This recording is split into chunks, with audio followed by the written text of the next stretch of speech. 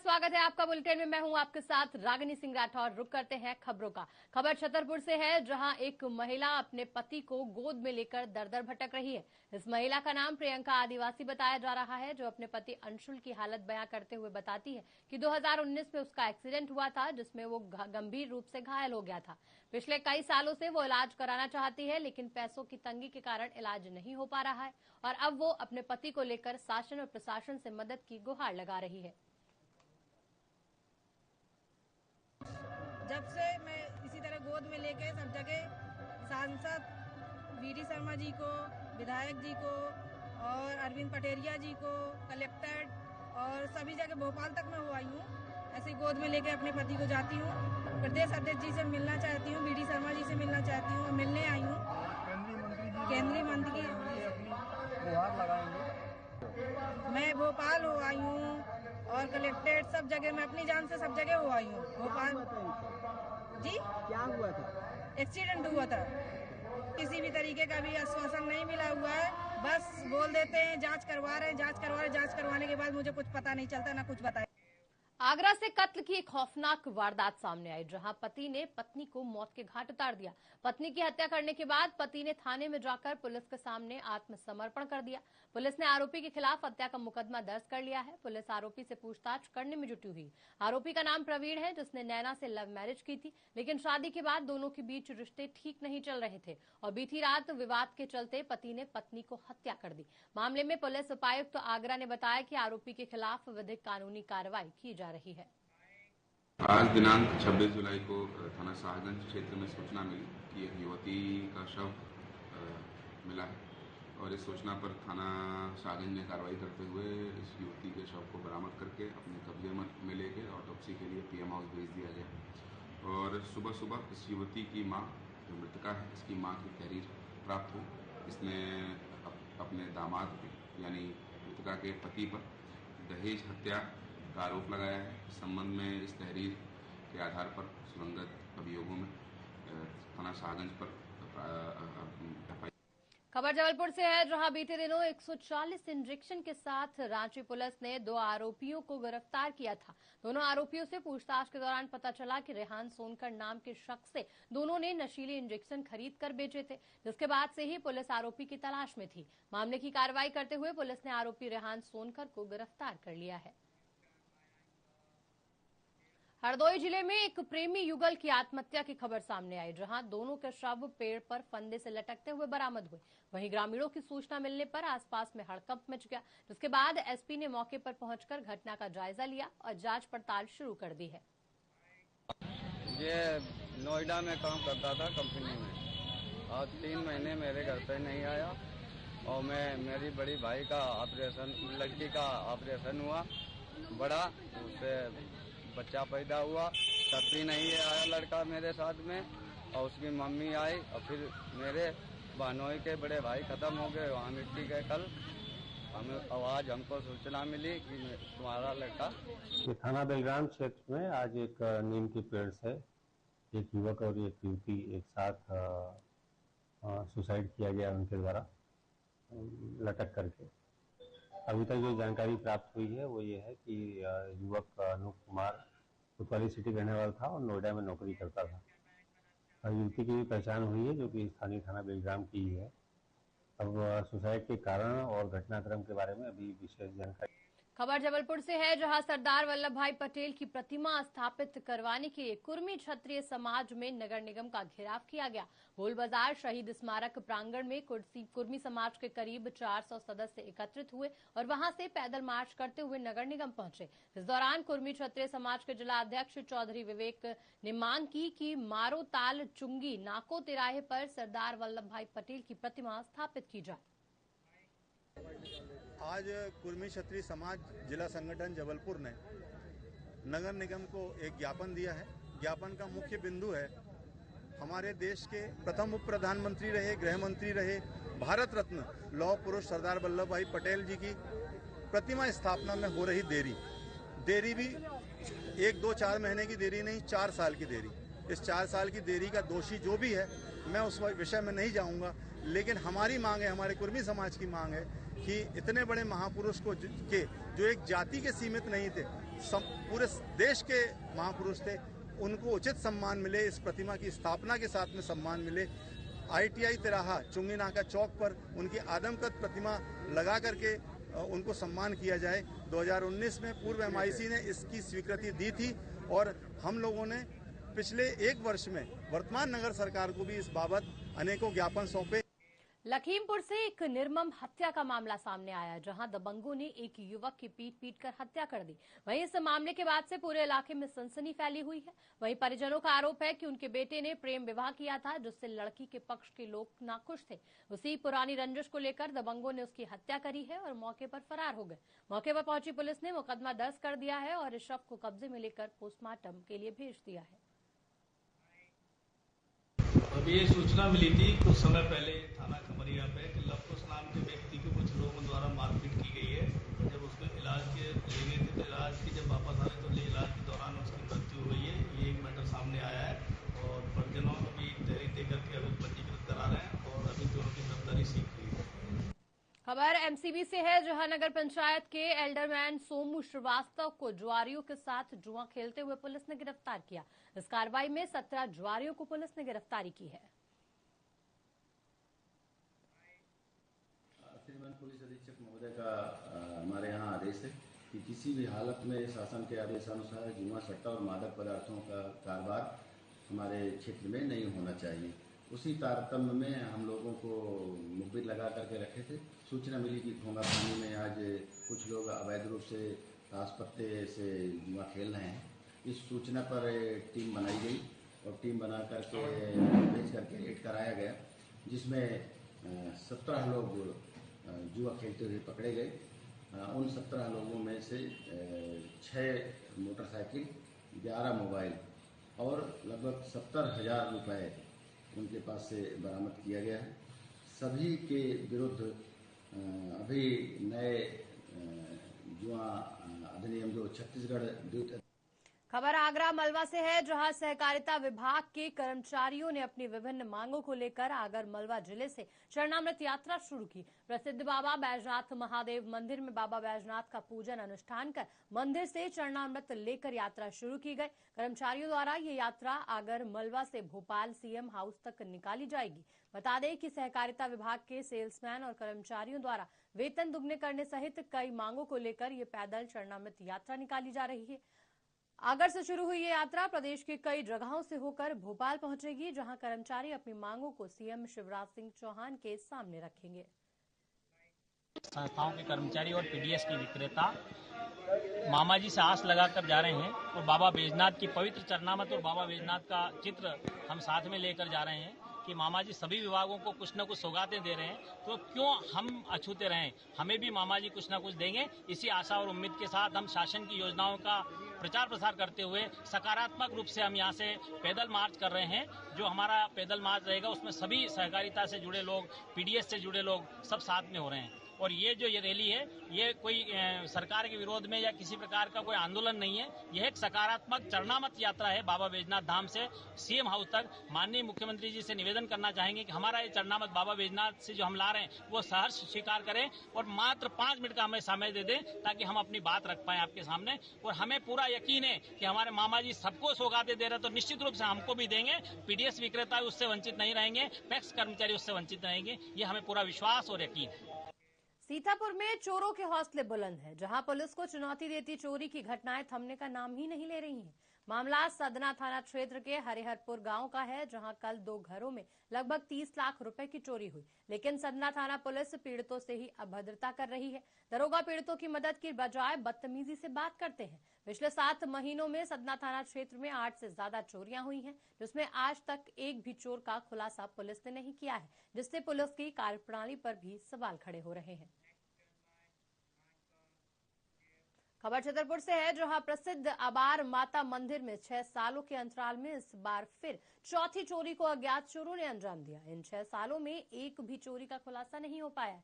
इस बार हुई चोरी से जनपद पंचायत की लापरवाही भी उजागर हुई है। बताया गया कि मंदिर परिसर में लगे सीसीटीवी कैमरे 14 जुलाई से बंद हैं। थाना प्रभारी के मुताबिक मंदिर के पीछे से चोरों ने दीवार तोड़कर चोरी की है। इसी दीवार को तोड़कर पहले भी चोरी हो चुकी है। थाना प्रभारी राज कपूर सिंह बघेल ने बताया कि 14 जुलाई से वहां पर लगे सीसीटीवी कैमरे पूरी तरह से बंद हालत में पड़े हैं और सेटअप बॉक्स और एलईडी के कैमरे की चाबी जनपद पंचायत में जमा है। 9:30 बजे तक आरती के बाद चाबी जगन्नाथ मंदिर करके मैं गया। ये सुबह मुझे चौकीदार ने ही बताया कि मेरी दीवार तोड़ के चोरी हो गई। तब मैं सुबह से आया, इतना दिन मैंने निकला में हमसे पहले ही आ गया। तो जीवरात थे, छत वगैरह थे, गले में की माला, सोने के मंगलसूत्र, हाथ में कंगन थी। चोरी हुई है, कितने बजे हुई है? पीछे की तरफ से शटर के बगल से तोड़ के भीतर घुसे हैं, जिसमें पुजारी द्वारा सूचना दी गई है चौकी में रामतौरिया में। उसी आधार पर फिंगरप्रिंट एक्सपर्ट एक डॉग स्क्वाड आया है, जांच कर रहे हैं। जो होगी चोरी का खुलासा किया जाएगा हर संभव। चांदी की छत वगैरह 15-20 हज़ार रुपये का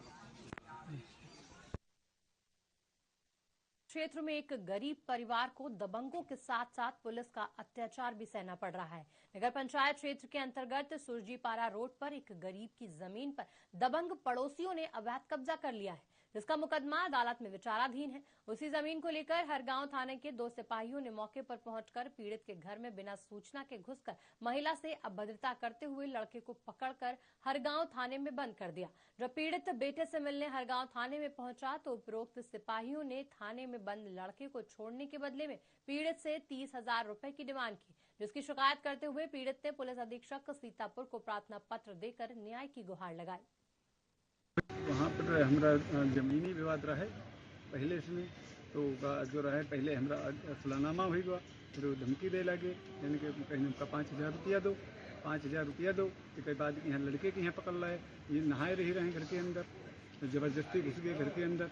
तब यहाँ पर एसपी ऑफिस आए, तो एसपी साहब कह रहे होगा का एक ही दिन में सब हो गया, और तुम नहाती रहे का कोई बता के आता है क्या कि वहाँ कोई जानता है वो नहा रही है। उसके अंदर गए तो वो दरवाजा खोल के, तो क्या वही जुल्म हो गया क्या उसमें?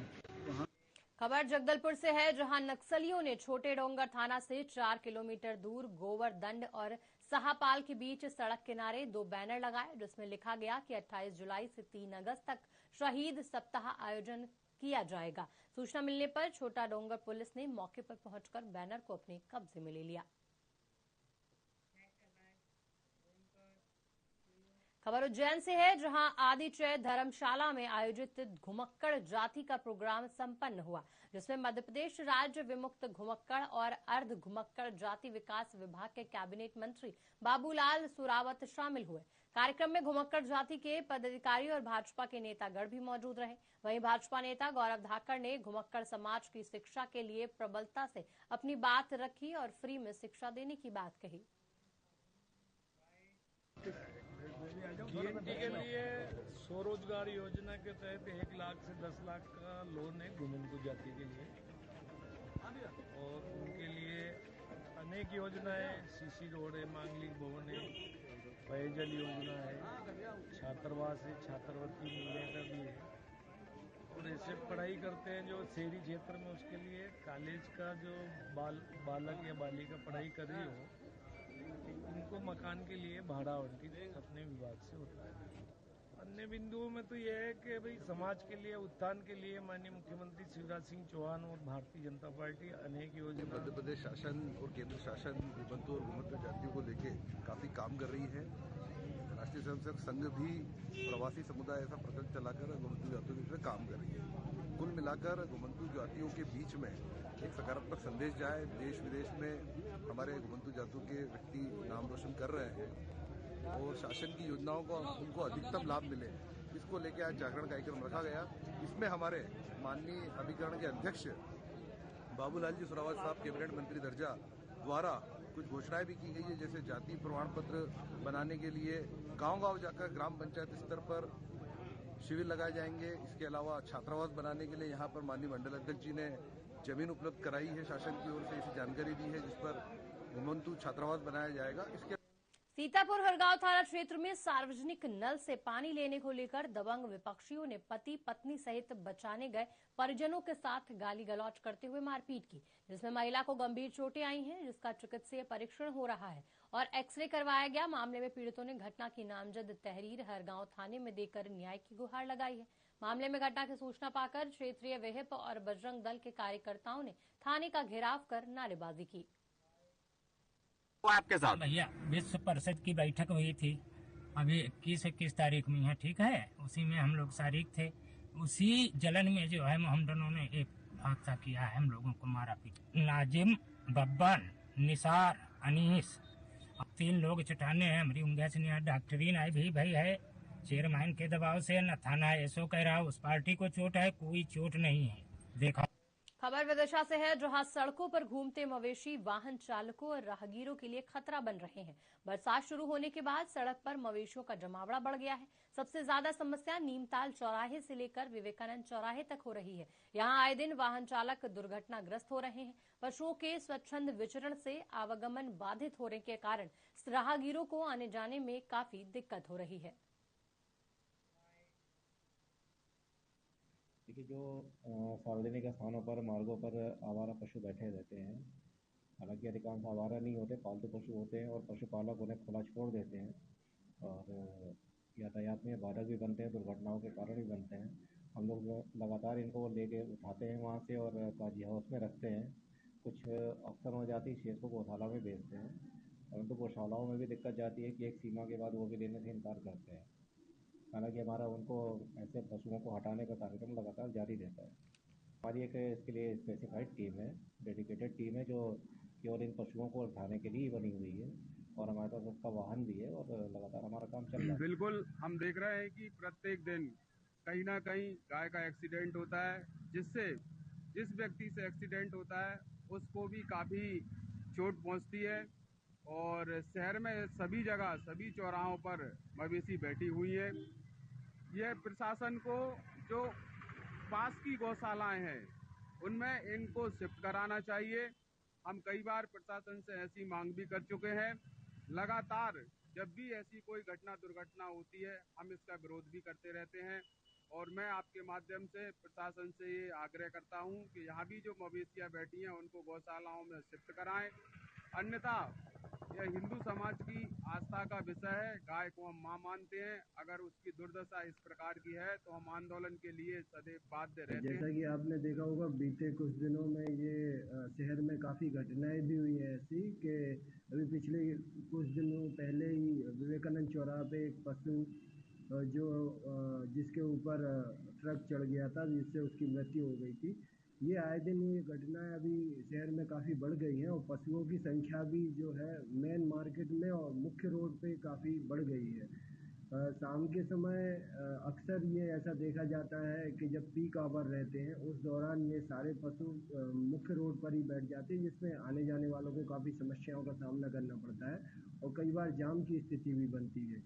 इससे जो हमारे जवान लगे रहते हैं वो तात्कालिक रूप से तो पशुओं को हटा देते हैं, परंतु थोड़ी देर बाद वो फिर आगे बढ़ जाते हैं। इससे काफ़ी समस्या हो रही है और इससे अभी खबर एमसीबी से है, जहां मनेंद्रगढ़ विधानसभा के विधायक डॉक्टर विनय जायसवाल के डॉक्टर होने की डिग्री पर फर्जी आरक्षण लेने का आरोप लगाते हुए खड़गांव थाने में एफआईआर दर्ज की गई है। आपको बता दें कि ग्राम पंचायत जुल्ला के समाजसेवी विजेंद्र कुमार ने थाना खड़गांव में रिपोर्ट दर्ज करने के लिए आवेदन दिया था। उनका कहना है कि मानेंद्रगढ़ क्षेत्र के विधायक डॉक्टर विनय जायसवाल ने अपने मेडिकल की पढ़ाई के दौरान बनिया जाति से कलार जाति में फर्जी तरीके से नाम लिखवाकर डॉक्टर की डिग्री प्राप्त की है, जिसका उनके पास प्रमाणित दस्तावेज है।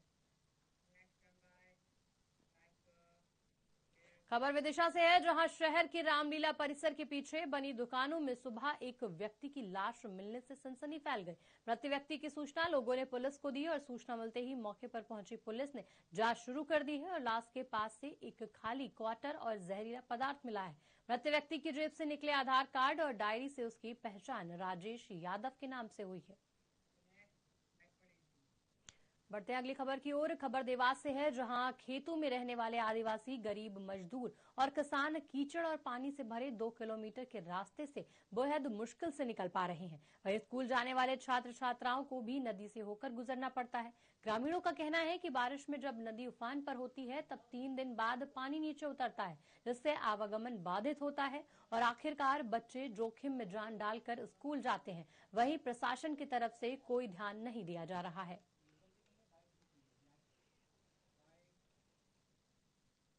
परेशानी यह है कि इधर रहने वाले को 25-30 मकान हैं और यहाँ पानी भरा जाता है, हिटने की नहीं बनती है। तो इधर का लोग इधर रुक जाता है, उधर को उधर रुक जाता है। बीमार हो जाता तो उसको लाने ले जाने का बेला पड़ता है। गई साल एक भैया बीमार हो गया, खटिया पे लेकर आया और अभी दवा छींटने गया तो भाई किधर गया, यह नाला इतनी जोर से आया बेगा नदी में, इसलिए हमारा आने जाने का रास्ता बंद है। यह रास्ता बनाई जाओ। ये कब से का ये डैम बने जब से 3 साल हो गए। आवेदन दे दिया साहब, एक अपने सीओ मैडम के दे दिया, घेराव प्रस्ताव पंचायत में 2-3 बार करा दिया हमने जा कर, नहीं हो रही। हमने एटीएम साहब को भी आवेदन दे दिए, तहसीलदार को भी आवेदन दे चुके हैं, सीओ मैडम को भी दे चुके हैं। हमारा ना 4 महिला गर्भवती है, उनको डिलीवरी होने में वहाँ कुछ भी नहीं जा पाते। पलंग के ले जाकर हमने पानी में से गिरास करा, उसमें भी हमारी अभी तक कोई ने सुनवाई नहीं करी। उसके बाद में हमारे ये पानी भरने का कारण 4 दिन तक हम ना तो उधर जा पाते ना इधर जा पाते, कहीं किराना सामान भी नहीं ला पाते हैं, हम कुछ भी नहीं ला पाते। हमारी कोई भी नहीं सुन पा रहे हैं अभी तक। छोटे छोटे बच्चे हैं वो भी स्कूल नहीं जा पाते, पानी भराने का कारण वे स्कूल नहीं जा रहे। 2 महीना हो चुके उनको। खबर शहडोल से है, जहां सीएम राइज स्कूल में अंग्रेजी पढ़ाने वाले शिक्षक रामलाल पांडे ने अपने ही विद्यालय में कक्षा 10वीं की नाबालिग छात्रा को 1 साल से मानसिक और शारीरिक रूप से प्रताड़ित किया। जब नाबालिग छात्रा के द्वारा विरोध किया गया तो उसे परीक्षा में अनुत्तीर्ण करने की धमकी दी गई। पुलिस में मामला दर्ज होने के बाद पुलिस ने कार्रवाई शुरू कर दी है और आरोपी शिक्षक को गिरफ्तार कर लिया है। मैं सीएम राइज स्कूल की छात्रा हूँ, कक्षा 10वीं की। मैं वो रामलाल पांडे सर जो इंग्लिश के शिक्षक हैं, उन्होंने मेरे साथ और कई लड़कियों के साथ छेड़छाड़ किया है, जो कि स्कूल की जो और लड़कियां हैं वो डर गई। इसके कारण वो रिपोर्ट नहीं लिखवा पाई। तो मैं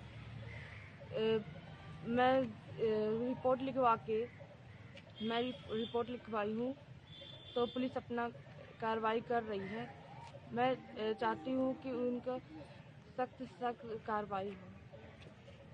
हरदोई में थाना पिहानी और संडीला पुलिस टीम को बड़ी सफलता मिली। मुठभेड़ के दौरान पुलिस ने 2 अंतरजनपदीय शातिर चोरों को गिरफ्तार किया।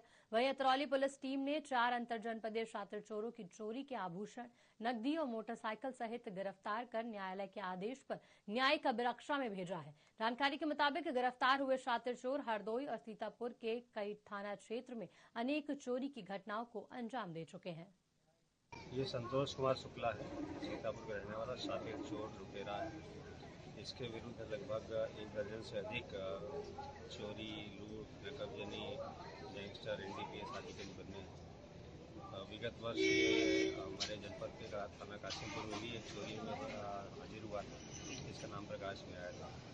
और इधर की चोरियों में ये 2 बार पुलिस की तरफ से भागा है।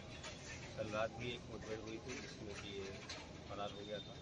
पुलिस इसकी तलाश में थी और इसका जो है आज प्रातः थाना संडीला के पुलिस से इसकी मुठभेड़ हो गई। फिलहाल बुलेटिन में इतना ही। मुझे दीजिए इजाजत। नमस्कार।